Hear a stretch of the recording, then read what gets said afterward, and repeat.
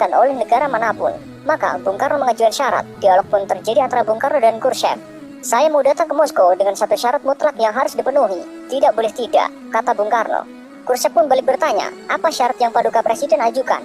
Bung Karno menjawab, "Temukan makam Imam Bukhari. Saya ingin menziarahinya." Tentu saja Khrushchev yang komunis tulen pun sangat bingung. Siapa Imam Bukhari, pikirnya.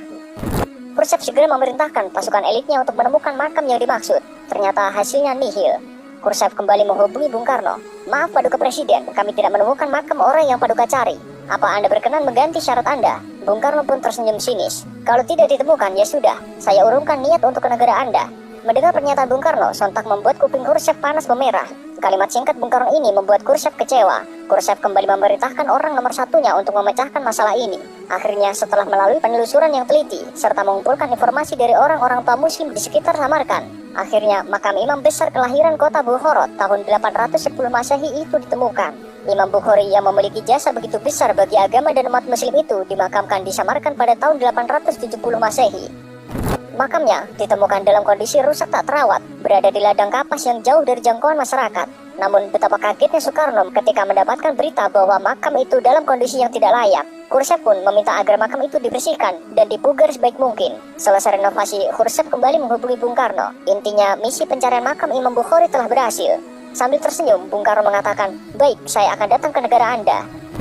Akhirnya, setelah sebulan sejak penemuan dan pemugaran makam tersebut, Soekarno bersedia berkunjung ke Soviet. Dengan naik kereta api, Soekarno tiba di kota Samarkand pada tanggal 12 Juni 1961. Ribuan orang menyambut kehadirannya. Di sepanjang jalan, penduduk menyambutnya dengan meneriakkan nama Indonesia dan Soekarno sambil mengibarkan bendera merah putih. Sehari sebelumnya, puluhan ribu orang juga menyambut kehadiran pemimpin besar revolusi Indonesia ini di kota Tashkent, ibu kota Uzbekistan. Indonesia adalah satu-satunya negara yang hingga kini sangat dihormati oleh penduduk Uzbekistan dan Samarkand khususnya. Sejak Bung Karno tiba pada malam hari, beliau langsung membaca Al-Quran sampai pagi hingga beliau tidak tidur.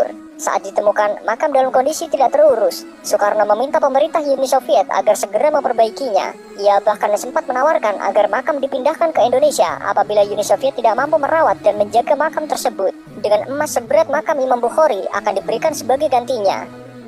Persilahan yang berkembang di Uzbekistan menyebutkan berkat Soekarno, makam Imam Bukhari dipugar besar-besaran. Dulunya makam itu tidak terlihat kemegahannya, tetapi jelang ziarah Soekarno, makam dibersihkan dan direnovasi hingga tampak megah. Sejak saat itu, pihak Barat pun menilai kunjungan Soekarno ke Moskow tak hanya untuk urusan politik, melainkan juga ziarah. Dan hal ini juga menunjukkan kepada mata dunia bahwa Indonesia tidak bisa diatur.